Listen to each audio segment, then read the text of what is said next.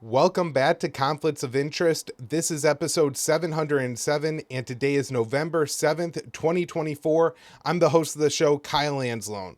A lot of news on today's show about the incoming Trump administration and also what the Biden lame duck period may look like. So be sure to share today's show. It's hosted at the Libertarian Institute, reposted on the blog at antiwar.com. YouTube, Rumble, or Odysee for the video version of the show. It's up anywhere you could listen to audio podcasts. And of course, follow me on Twitter at @KyleAnzalone_ for all my work. That's the shows, all the articles I write, the daily news roundup that I put out, and also my Libertarian Institute daily newsletter that I send out. You can sign up for the email version at the Libertarian Institute. I'm going to start off today's show by breaking down the one I wrote yesterday, Can Trump Tame the DC Swamp Monsters? So I write, when Trump stormed into Washington in 2016, he pledged to drain the swamp. Instead, he found monsters in the muck of DC. Those cretins unleashed attack after attack on Trump. Russiagate, the very fine people myth, and COVID hysteria were pounded into the heads of the American people in an effort to drive Trump from power, or shorter that, to rein in the president. In round one, the swamp monsters clearly won. The propaganda surrounding Russiagate was so effective that Trump actually became one of the most hawkish American presidents regarding Russia.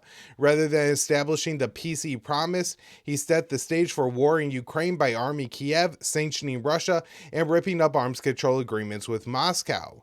The often fallaciously inflated reporting on race and Trump's rhetoric during his term ignited the Black Lives Matter protests that later turned into nationwide riots. When Trump attempted to scale back the war in Somalia, his Secretary of Defense, James Mattis, threatened to turn ending the war into a public relations nightmare for the White House and then pushed him to escalate. As Commander-in-Chief, Trump ordered the withdrawal of Syria. In response, Mattis resigned, and other U.S. officials covered up the extent of the U.S. occupation in Syria to foil Trump's attempted exit. In 2019, 45 nearly negotiated a pact with North Korea to unwind hostilities on the Korean Peninsula. However, he had recently installed the ultra-hawkish National Security Advisor John Bolton, who scuttled the talks. Then, as Trump was starting his re-election campaign, centered around his notorious rallies, the entire country was brought to a halt, and Joe Biden, running from his basement, was installed as president. 47 has reason to hate the monsters of the DC swamp more than anyone else, yet it is unclear if he will have any more luck in reining in the permanent bureaucratic state this time around. Some signs are good. On the campaign trail, Trump was often joined by RFK Jr. and Tulsi Gabbard, who are at least far less hawkish than the typical DC politician. Also, the GOP will likely control the Capitol and SCOTUS, and so this will give Trump a fairly free hand to act. There are some very easy victories in front of Trump. He could quickly become the peacemaker that he promised he would be on the campaign trail by unwinding Biden's many unnecessary wars. Being a peace president appears important to Trump. One of the few policy positions he articulated during his victory speech was, "I'm not going to start wars, I'm going to stop them." For Trump, step one has to be to use Washington's massive leverage over Tel Aviv to end its onslaught in Gaza. Trump must force Israeli Prime Minister Benjamin Netanyahu to declare victory. This will allow for the rapid de-escalation in Lebanon, Syria, Yemen, and Iran. Next, Trump can do what he's been promising to do for much of the past decade, work out a deal with Vladimir Putin. 47 can work with the Kremlin to win back some of Ukraine's territory at the negotiating table. And this is something that I have been arguing on this show and doesn't get talked about enough. But the U.S. does have a lot of leverage and a lot of things that the Kremlin wants outside of Ukraine. And so while it may be that at this point in time, Putin sees the war in Ukraine playing out as a Russian victory imposed at the diplomatic table after they have won and forced the collapse of the Ukrainian military on the battlefield. I do think that Putin is a reasonable man, and he understands that there are many Russians that will have to die. Billions of dollars and tens of billions of Russian dollars that will have to be spent before that outcome is achieved. And if Trump comes into office and is willing to negotiate with Putin, a lot of this Ukrainian territory, I'm not so sure that Putin actually really wants to have. A lot of this is Ukrainian territory that's going to have some high percentage of Ukrainian population in it, and also winning territory through war isn't necessarily going to endear you to the population that remains behind. And so it could very well be that Putin will be willing to negotiate to give back maybe not the Donbass, but some of southern and eastern Ukraine could be exchanged back to Ukraine if the U.S. was, say, willing to remove the Aegis Ashore missile systems from Poland and Romania, maybe agreements not to conduct military drills in Eastern Europe. Things like this could be seen as major reliefs for Russia as far as de-escalating the temperature on the European continent, and at the same time could again get Russia to, I think, be willing to agree to some concessions in Ukraine. So there are certainly places where the U.S. could negotiate for the benefit of Ukraine. So another easy victory for Trump, will be ending the Korean War. Trump came close in 2019, but with the right diplomats in place, a deal is still within reach. And this time it has the added benefit and appeal, this isn't necessarily to me, but to the folks in Washington, D.C., as Pyongyang has moved closer and closer to Moscow, and cutting a deal with Pyongyang could be a way to say, this is a way to stop the North Korean military ties with Russia. It may work out too. So, however, there are plenty of signals that 47 will spend much of the next 4 years being bullied by the same swamp monsters. Trump has never been able to articulate how Russiagate was a 2-year-long coup attempt to destroy his campaign, and when that failed, ruin his presidency. Additionally, he has never denounced the COVID vaccines that he rushed into production for the benefit of Big Pharma. 47 appears likely to repeat some of the mistakes and it seems and put in some of the same personnel as well. It was reported that top choices for secretaries of state and defense are Mike Pompeo, Tom Cotton, and Marco Rubio. The trio of hawks, who like Bolton and Mattis, have proven their loyalty ultimately belongs to the deep state, not Trump. In the fight to end the endless wars and return America to prosperity starts today as Trump begins to select his cabinet members.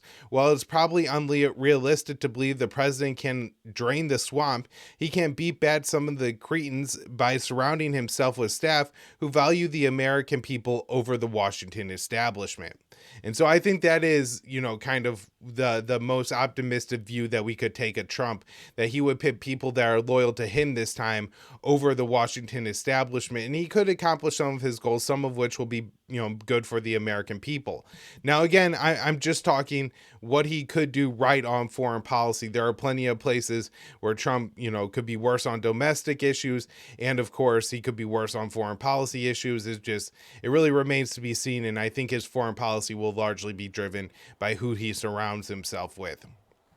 All right, let's talk about some of the reaction on the world stage to Trump's victory. Ukrainian officials feeling a lot of anxiety after Trump's victory. So on Wednesday, Ukrainian President Zelensky congratulated President-elect Donald Trump on his impressive election victory, but behind the scenes, Ukrainian officials are really feeling a lot of anxiety, according to reports from the Financial Times. Trump campaigned on ending the war in Ukraine, although he never laid out a plan to reach that goal. His running mate, Senator J.D. Vance, has been more explicit, saying he favors a deal to end the war that would freeze it along the current battle lines and guarantee Ukrainian neutrality and independence, but still allow some sort of U.S. military assistance for Ukraine.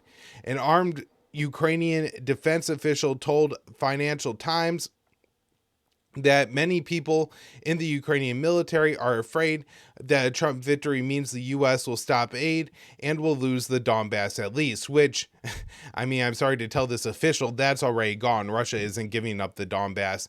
And look, even the current battlefield situation is not very good for the Ukrainians. And so the idea that, it may be Trump that delivers the death blow to Ukraine, it could, I guess, be over in the next couple months before Trump even gets into office, is something to consider as well. and that if the situation on the battlefield significantly changed before Trump takes office, that really changes what Trump may do once he gets to office. So another Ukrainian official said, "For us, U.S. support means life or death. We need to convince Trump to be with us." And while true, there is a limit to the amount of support that the Americans could give. And it really does appear that even if Harris had won, there wasn't enough support to keep this war going long into the future. Certainly not enough to help the Ukrainians win. So Vice President Harris campaigned to continue the proxy war, although Zelensky had signaled that he expected the conflict to wind down in 2025 no matter who won. He has been pushing for a victory plan, which calls for NATO to support long-range strikes inside Russia, along with other escalations. Zelensky said Wednesday that when he spoke with Trump in September, they discussed in detail the Ukrainian-U.S. strategic partnership, the victory plan, and ways to put an end to the Russian aggression in Ukraine. During his time in the White House, Trump escalated U.S. involvement in Ukraine by providing Javelin anti-Tame missiles to Kiev, which marked the first provision of U.S. lethal aid to Ukraine. Trump later briefly delayed a shipment of military aid to Ukraine, which was used by the House to impeach him over allegations he was seeking a quid pro quo to get Zelensky to investigate Biden's involvement in Ukraine, a claim that the Ukrainian leader has always denied. All right, next up here. Under our Biden team wants to rush weapons shipments to Ukraine before Trump's inauguration. So the administration is preparing to rush over $6 billion in military aid to Ukraine before Inauguration Day, Politico reported on Wednesday. The report said the Biden team expects the incoming administration to end weapons flows as President-elect Donald Trump campaigned on ending the proxy war. I'm not really sure that Trump would actually not send weapons to Ukraine that have already been funded by Congress. And so I wonder if this is a little bit of a PR stunt here, right? So let's say they have $6 billion in weapons left, and that could last Ukraine 4, 5, 6 months. Well, they send them all to Ukraine in the next 2 months. Then by the time Trump takes office, there's an immediate panic and push to get a new round of funding passed for Ukraine that Trump may not be so keen on. And so this could really set it up to be that all the weapons were flowing to Ukraine in massive numbers before Trump took office, and then suddenly that dwindled very quickly. I'm not sure that's how it's going to play out, or that Trump wouldn't pass a massive arms package anyway. But it does seem odd that they're worried about this, because I really don't think Trump would not send weapons that were already funded. Of course, the liberals are in hysterics right now. After the election, I saw Rachel Maddow sit there and say that the UK, Canada, New Zealand, and Australia, Five Eyes, are going to stop sharing U.S. intelligence with Trump because we once again have a leader in the White House who is going to share our intelligence, all of our intelligence, with Vladimir Putin, and therefore make the West insecure or unsafe. And so, I mean, maybe this is really just in the White House. They really believe Trump is going to do this, so they're going to send all the weapons now. The Biden administration has $4.3 billion in military aid that could be pulled from existing U.S. stockpiles, known as the Presidential Drawdown Authority funds. There are also $2.1 billion available in the Ukraine Security Assistance Initiative, which provides money to put weapons under contract, meaning it takes longer to deliver. Although last year they were talking about basically just using that money to buy the weapons from the U.S. stockpiles and sending them to Ukraine that way.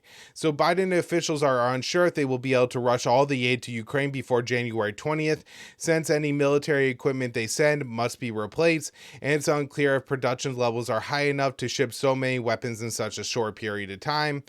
At the same time, who knows if they'll really limit themselves this way. They may just put Trump in a little bit of a bind when he takes office and not really care about moving American past redline weapons in their stockpiles. All right. One story on the Ukrainian battlefield here. Ukraine claims it has fired on North Korean troops in Russia's Kursk. So the Ukrainian defense minister claimed on Tuesday that Ukrainian forces had engaged with North Korean troops in Russia's Kursk Oblast for the first time. A day earlier, another Ukrainian official made a similar claim, saying Ukrainian forces fired artillery at North Korean troops, but the Pentagon said it couldn't corroborate the claim. We have seen the press reports about alleged combat ops. We're looking into those, but at this point we cannot collaborate those reports, the Pentagon spokesman said. Russian officials haven't confirmed the presence of North Korean troops on Russian territory, but they haven't denied the allegations and have pointed to a new military agreement with Pyongyang that was signed earlier this year, which includes a mutual defense clause. The U.S. has said it believes there are about 100,000 North Korean troops in Kursk, which was invaded by Ukrainian forces on August 6th. Russian troops have been slowly pushing the Ukrainian forces out of the oblast. Ukrainian President Zelensky has been lashing out against his Western backers over the presence of North Korean troops in Kursk and is demanding support for long-range strikes inside Russian territory using NATO missiles, which Russia has made clear would risk nuclear war. And so I'm not sure if this is more Ukrainian propaganda or they're seriously firing on the North Korean soldiers at this point. Next up here, Netanyahu congratulates Trump, says they discussed the Iranian threat. So Israeli Prime Minister Benjamin Netanyahu spoke with President-elect Donald Trump to congratulate him on his victory against Vice President Harris and said the two discussed the Iranian threat. According to a statement released by Netanyahu's office, the Israeli leader was, quote, among the first to call Trump after his victory. The statement said their conversation was warm and cordial. The Prime Minister congratulated President-elect Trump on his election victory. The two agreed to work together for Israel's security and also discussed the Iranian threat. In a separate statement, Netanyahu called Trump's victory the world's greatest comeback and appeared to take a shot at President Biden by saying Trump will return to the White House, offers a new beginning for the America and powerful recommitment to the great alliance between Israel and America. Of course, that doesn't make any sense because Biden has, been more pro-Israel than any president, maybe even more so than Donald Trump would have been had he been in office during the past few years. So during his term in office, Trump was extremely pro-Israel as well, but his relationship with Netanyahu soured when the Israeli leader congratulated Biden winning the 2020 election when Trump was still disputing the results. The move angered Trump, who had harsh words for Netanyahu in 2021, but the two have been friendly as Trump has been on the campaign trail this year. The Washington Post reported that during a call in October, Trump praised Israeli military actions in Lebanon following Israel's dramatic escalations. He didn't tell him what to do militarily, but he expressed he was impressed by the pagers. Senator Lindsey Graham, who was also on the call, told the Post he expressed his all for the military operations and what they have done. He told them, do what you have to do to defend yourself. On the campaign trail, Trump accused Biden and Harris of abandoning Israel, even though they provided more military aid to Israel than any other U.S. administration in history. Trump's campaign revealed a $100 million donation from Miriam Adelson, the widow of casino magnate Sheldon Adelson, who wants the U.S. to support the Israeli annexation of the West Bank. Trump has vowed that he will strongly support Israel if he returns to office, and has said that Israel has to finish the job, referring to the genocidal campaign in Gaza. According to reports from the Times of Israel, Trump told Netanyahu that he wants the war to be over by the time he returns to office on January 20th. However, one of the Times sources stressed that Trump wasn't specific in his appeal to Netanyahu and could well be residual military activities in Gaza. So we will see, I think, in the coming weeks here exactly what Trump's Middle East policy is going to look like. The bad news is that he is pro-Israel and could really take the U.S. down a far deeper path when it comes to supporting the genocide in Ukraine, Gaza, supporting the annexation of the West Bank, supporting the invasion of southern Lebanon and attacks on Iran. At the same time, again, I don't think Trump wants to be embroiled in Middle East wars for his entire administration. His vice presidential pick, J.D. Vance, has said that he doesn't see U.S. and Israeli interests aligned when it comes to things such as going to war with Iran. And so, it's possible, it's not impossible, that Biden's Israel policy is actually less supportive of Tel Aviv than Biden. again, remains to be seen. All right, next up here, report Israel considers attacking Iranian nuclear sites during the U.S. transition. This one from Dave DeCamp, November 6th, antiwar.com. Israel is considering hitting Iran's civilian nuclear facilities during the U.S. presidential transition period. The report cited an Israeli official familiar with the thinking inside the Israeli security cabinet who said the handover period might provide Israel with a window to attack Iran's nuclear program. Realistically, Iran would likely need U.S. support if it wanted to do significant damage to the Iranian nuclear facilities that are buried deep underground. A U.S. official speaking with Bloomberg ruled out the idea of President Biden ordering an attack on Iranian nuclear sites in cooperation with Israel, but the U.S. is vowing to defend Israel if Iran responds to the Israeli attacks that hit Iranian territory. So the fact that Israeli officials are discussing the idea of hitting Iranian nuclear sites signals that they are looking for another escalation with Iran before President-elect Donald Trump is inaugurated. During the last transition period in 2020, Israel carried out covert attacks inside Iran that including the assassination that killed Mohsen Fakhrizadeh, an Iranian nuclear scientist. The Israeli official speaking with Bloomberg said that Israeli Prime Minister Benjamin Netanyahu considered Iran's nuclear program an existential threat, although there is no evidence Iranian Supreme Leader, the Ayatollah, has decided to build nuclear weapons, something that's been recently reaffirmed by the CIA. However, Israel's aggression in the region has prompted calls inside Iran to reconsider its nuclear doctrine. The Ayatollah issued a fatwa in 2003 prohibiting the development of nuclear weapons and other weapons of mass destruction. Iran is currently enriching some uranium at 60%, which is the highest level it ever achieved, but still far lower than the 90% needed for weapons-grade uranium. Israeli aggression has led Iran to increasing its uranium enrichment to 60%. Initially, under the JCPOA that Trump withdrew from, it was capped at 3.67%. So the uranium enrichment would be a lot lower if it wasn't for Netanyahu's and Trump's previous past actions.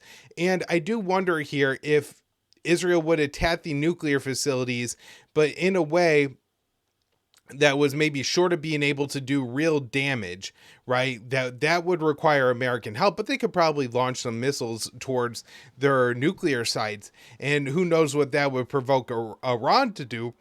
And of course, it would be at that retaliation that they would get the Americans to enter the war. All right, a story on Gaza here. Report details Israel's ethnic cleansing campaign in Bet Lehana, northern Gaza. So a report from Israeli newspaper Haaretz published on Wednesday detailed the situation in northern Gaza near the Israeli border where forces are implementing an ethnic cleansing campaign. At the beginning of October, Israel ordered hundreds of thousands of Palestinians living in northern Gaza to head south, many in no order since there was nowhere safe to go, and the Israeli military forces renewed its assault on northern Gaza and imposed a full siege. The Israeli military said it has forcibly expelled 55,000 Palestinians from the Jabalia refugee camp, and it has no intentions of allowing them back. According to Haaretz, only a few thousand civilians remain in Bet Lehana and Bet Hanan. There are no intentions of allowing the civilians back into the northern Gaza Strip to return to their homes, an IDF spokesman said on Wednesday. So Haaretz reporters traveled to northern Gaza and described the situation they saw. They said there isn't a single house that people can return to live in. The area looks like it was hit with a natural disaster. There are no civilians seen among the ruins. As an attempt to remove any remaining civilians, the Israeli military fires artillery into the city at night. Those who want to return can't do so because the army prevents it. The bottom line is that it makes no difference what the IDF calls its actions. The army has begun the stage of cleansing the northern strip while it prepares to hold on to the area for a long time to come.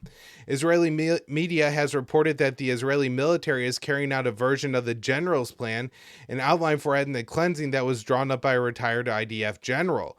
The plan calls for the complete siege and evacuation of all Palestinian civilians from the northern Gaza Strip to below the Nazarene Corridor, a strip of land that is controlled by the Israeli military.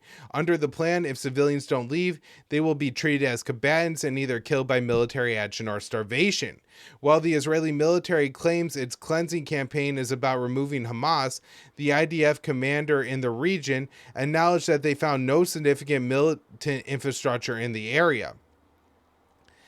So the report from iHeart says the colonel in charge says the mission is to continue to locate and eliminate terrorist infrastructure and Hamas activities, but that in the course of the most recent operations, no underground infrastructure, heavy war material, or weapons production sites were found.